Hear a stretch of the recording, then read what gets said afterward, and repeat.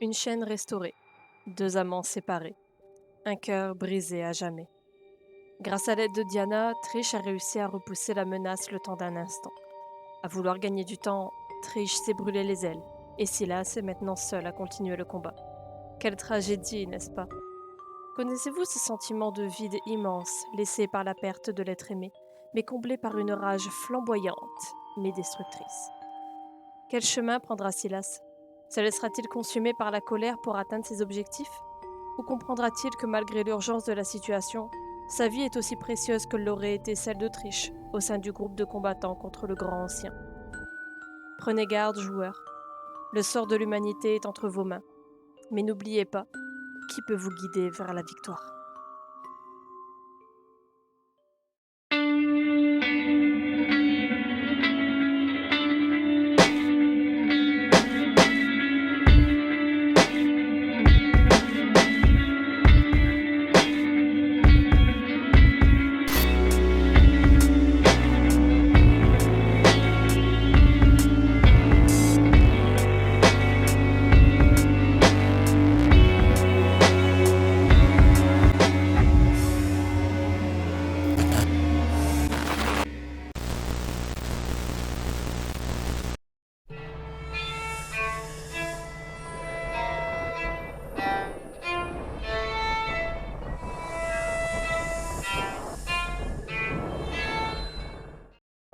Même pendant son enfance, Silas avait un lien spécial avec la mer.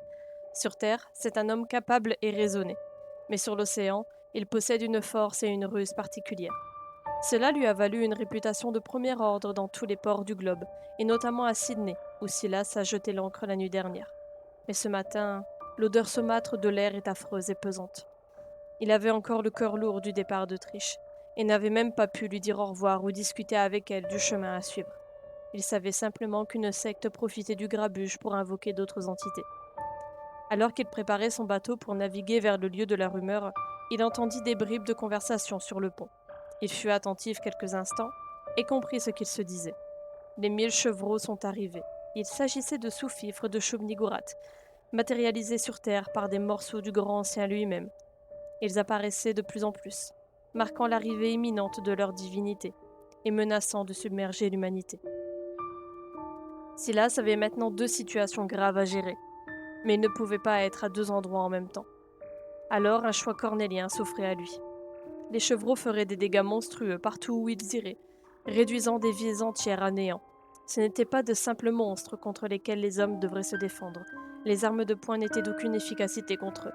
Et si vous aviez le malheur de trop vous approcher d'eux, le pire pouvait vous arriver.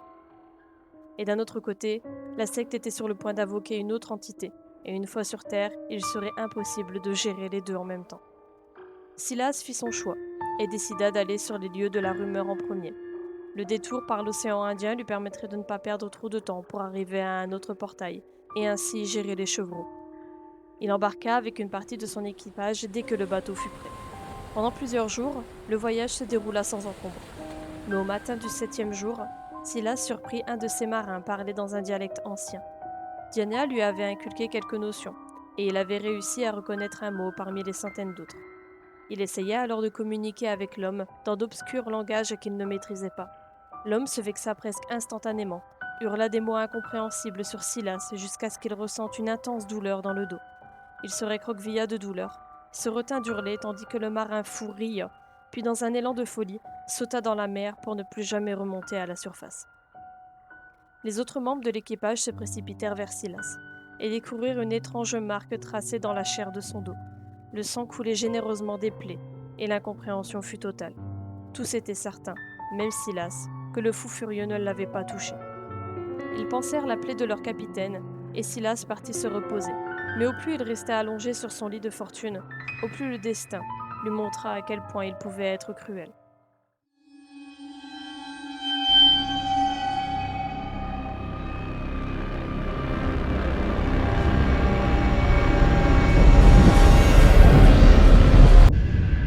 Les jours suivants furent terribles pour Silas.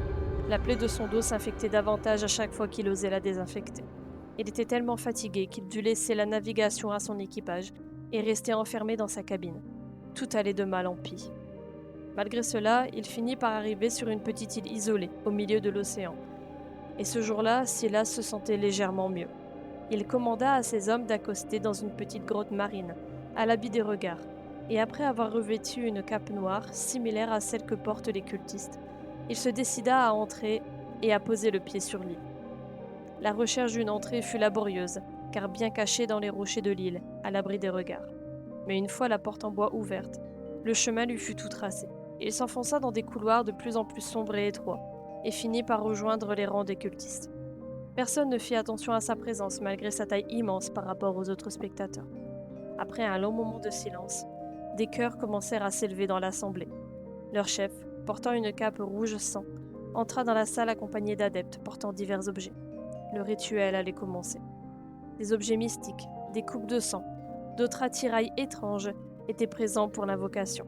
Mais ce qui marqua davantage Silas, c'est une petite orbe transparente contenant à l'intérieur un nuage de fumée noire. Elle semblait parfois se matérialiser une bouche et des yeux, comme pour lui parler ou l'observer. Il sentit une intense douleur dans son dos lorsque la chose la regarda, et il comprit qu'elle était l'artefact le plus précieux et indispensable pour invoquer Shognarphone. Le rituel commença, les chœurs s'élevèrent davantage, devenant assourdissants, alors que l'homme à la cape rouge avait disposé les divers artefacts et entrepris de poser la boule de fumée noire. Silas s'avança, personne ne s'interposa, et quand il fut à hauteur du maître de cérémonie, il lui donna l'artefact. Il comprit qu'un homme de sa taille devait participer au rituel, et que par chance, il n'était pas présent. Avec l'objet dans les mains, Silas prit sa décision spontanément. Il leva la main et lança l'artefact contre le sol. Le verre se brisa, et la créature en sortit l'espace d'un instant avant que Silas ne l'écrase sous sa semelle. Les chants se stoppèrent. Plus personne ne bougea. L'air devint irrespirable. Puis tous se ruèrent sur lui. Il tenta de passer en force à travers le groupe d'adorateurs, en vain. Malgré sa force impressionnante, ils étaient trop nombreux, impossible de passer au travers. Tous l'agrippèrent pour se venger de leur dieu qui ne serait jamais invoqué. Ils tirèrent sa cape, et lorsque Silas fit une dernière prière, tout se stoppa. Les adeptes le lâchèrent à l'instant où son dos fut visible de tous, et que la marque infectée vit le jour. Tous reculèrent pour former un arc de cercle autour de lui. Rien ne bougea, pas même Silas, qui ne comprenait rien à ce qu'il se passait. Puis tous, même l'homme à la cape rouge, s'agenouillèrent devant lui, tête contre le sol. Le silence fut pesant, une fois encore, mais Silas déguerpit quelques secondes après. Personne ne l'arrêta, et pas un seul son ne sortit de la salle du rituel inachevé. Il retourna à son bateau, où l'entièreté de son équipage l'attendait. Ils partirent sans attendre leur reste. Lorsque l'île fut loin derrière eux, il osa jeter un coup d'œil. Les adorateurs étaient tous là, sur le bord de l'île, à le regarder partir sans rien faire. Le voyage en mer se passa sans encombre malgré la douleur lancinante dans le dos de Silas, où la plaie ne cicatrisait guère, et ils accostèrent en Égypte. Il fit le tour de la ville, achetant le strict nécessaire, mais surtout des calmants et du désinfectant, avant de revenir au port, et de découvrir que le destin avait encore de mauvaises nouvelles en réserve.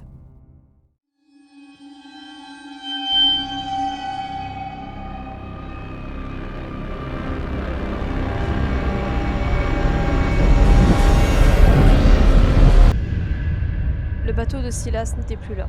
Seul son filet de pêche avait été jeté là, sans une once de pitié sur le sol. Il le ramassa, le jeta par-dessus son épaule et décida de trouver un coin loin de la ville pour digérer la trahison de son équipage tout entier. Il n'avait plus rien que ce filet qui l'avait accompagné des années durant. Silas ne ferma pas l'œil de la nuit, anéanti psychologiquement et physiquement. Sa plaie dans le dos devenait insupportablement douloureuse, et à l'aurore, il fit un choix qu'il n'aurait jamais fait auparavant. Il décida d'aller demander conseil à une voyante. Elle l'accueilla sans jugement, mais comprit que le mal était en lui. Elle lui expliqua que Silas était comme un phare, visible de tous les êtres monstrueux, et qu'il avait été maudit par un adorateur sur le pont de son bateau. Tant qu'il serait maudit, il serait pourchassé par des créatures inlassablement. Comme pour confirmer les dires de la diseuse de Bonaventure, il entendit un grondement féroce dans les ténèbres au dehors. Il remercia la voyante et partit aussi vite. Il ne pouvait pas se morfondre sur cette malédiction. L'arrivée du grand ancien était imminente, et peut-être que cette marque maudite lui permettrait de trouver les chevreaux plus rapidement.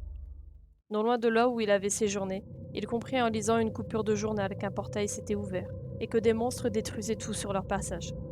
Silas décida de s'armer de ce qu'il avait réussi à négocier contre son filet de pêche et un peu de pitié pour les stigmates de son dos, et réussit à obtenir une carabine et quelques balles. Une fois sur place, le spectacle était bien plus horrible que ce qui avait été décrit dans l'article. Le portail était là, gigantesque, et un monstre en gardait l'entrée. Silas se mit en joue et réussit à se défendre contre le monstre. Il perdit l'intégralité de ses balles dans la bataille et fut blessé au torse. Au moment où il voulut traverser le portail, un rugissement horrible se fit entendre derrière lui. Il se retourna et observa l'horreur. Un chevreau était là, derrière lui, avec ses tentacules noirs et souples, des gueules dégoulinantes de bave, et 3 pattes terminées par des sabots. Mesurant 2 fois la taille de Silas, il comprit qu'il ne pouvait rien faire contre cette créature infernale. Alors, dans un élan de raison et un dégoût de lui-même, il prit la fuite et profita que le chevreau achève les derniers survivants sur place pour sauver sa peau. Il courut jusqu'à trouver un magasin d'armes en ruine. Il fouilla les décombres et ne trouva qu'une dynamite et un briquet en guise d'arme. Ce ne serait jamais suffisant pour combattre le chevreau et l'achever, mais même s'il devait sacrifier sa vie pour se pardonner de l'infamie qu'il venait de commettre, il le ferait. Gardant ses trouvailles en main, il retourna sur le lieu du portail. Arrivant sur place, le spectacle était insoutenable. Quelques restes humains étaient présents ici et là, fraîchement déchiquetés. L'odeur de fer planait dans l'air et était immonde. Alors qu'il voulut allumer la mèche et se venger de cette créature, un bruit assourdissant d'armes à feu se fit soudainement entendre. Silas se boucha les oreilles par réflexe et se plaqua au sol pour éviter toute balle perdue. Une escouade armée jusqu'aux dents faisait face au chevreau, et bien qu'il se retourna pour riposter, la pluie de balles le stoppa net, et il s'écroula dans un bruit assourdissant. Une fois le silence revenu, Silas voulut accoster le groupe armé pour leur demander s'ils combattaient aussi le grand ancien, mais il se stoppa net quand un autre homme, une cigarette à la main, arriva pour remercier le groupe. Ils s'en allèrent, laissant l'inconnu et Silas en face à face. L'homme à la cigarette tendit la main et dit « Tu dois être Silas, n'est-ce pas ? Je suis Mark Harringan. » Le fameux Mark Harringan, un des plus fervents défenseurs contre le grand ancien. Bien sûr qu'il le connaissait. Le marin lui serra la main, se présenta comme étant Silas Marsh, et Mark continua la conversation un bref instant. « Tu es bien pâle. Une fois le portail fermé, je t'emmènerai à l'hôpital pour purifier et guérir ta blessure. » C'est vrai, Silas avait toujours aussi mal dans le dos. Mais depuis combien de temps suait-il de grosses gouttes de sueur? Depuis quand ne sentait-il plus ses jambes? Depuis quand avait-il du mal à respirer? Il passa outre, et sans répondre, il enjamba le portail aux côtés de Marc. Ensemble, ils s'énervèrent à marcher dans les rues vides, à entendre des gens parler et rire aux alentours, mais sans pouvoir les rattraper. Ils tentèrent de se concentrer pour distinguer des mots spécifiques dans le mélange de conversation. Marc n'entendait rien, mais Silas comprit quelques mots familiers et ressemblaient à quelque chose qu'il avait lu, peut-être auprès de Diana ou d'Autriche. Mais impossible de comprendre quoi que ce soit. Marc interpella Silas alors qu'il était perdu dans ses pensées. Des gouttes de sueur tombaient littéralement sur le sol, les unes après les autres. Marc demanda à Silas de lui prononcer les mots qu'il entendait. À deux, ils réussirent à former une phrase et utilisèrent ces mots pour fermer le portail. À leur sortie, Silas et Marc observèrent les corps de dizaines de chevreaux entourant l'entrée où se situait le portail. La phrase prononcée était un sortilège puissant, capable de couper les liens de ces créatures avec leur monde originel. Sans ce lien, ils n'étaient que des coquilles vides, et sentant leur fin arriver, ils s'étaient réunis là où ils avaient été invoqués. Les chevreaux avaient été repoussés. Une chaîne de plus avait été restaurée pour conserver Shub-Niggurath. Sans même avoir le temps de savourer leur victoire, un membre de la brigade de Marc se rua vers lui et expliqua qu'il avait eu de très mauvaises nouvelles. La fermeture du portail avait causé d'autres ouvertures ailleurs dans le monde, mais cette fois-ci, le mal était davantage présent. En effet, un monstre avait foulé la terre et risquait de faire bien plus de dégâts que les chevreaux. Noog, fils de Shub-Niggurath, était désormais présent en Amérique du Sud. La nouvelle était terrible. Marc s'était figé à l'annonce de cette nouvelle. Noog n'était pas l'égal de Shub-Niggurath, mais tout de même son fils. Le combattre et le renvoyer dans son monde serait une rude épreuve. Il se tourna vers Silas, son nouveau compagnon, et voulut lui proposer de coopérer pour vaincre le démon. Mais quand il posa les yeux sur le marin, il devint blême. Chaque nuit, Silas rêvait des ténèbres réconfortantes des profondeurs de l'océan. Mais à cet instant, l'attraction vers l'eau de la mer était insoutenable.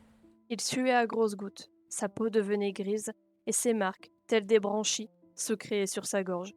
Sur son dos était désormais parfaitement tracée la marque d'Ismouth, et Silas entamait sa transformation en homme-poisson. Il avait été maudit à finir son existence dans les profondeurs de l'océan. Avant que Marc n'ait pu le rattraper, Silas jeta sa dynamite intacte et sauta dans l'eau, acceptant son sort et laissant à son tour Marc seul pour continuer sa quête.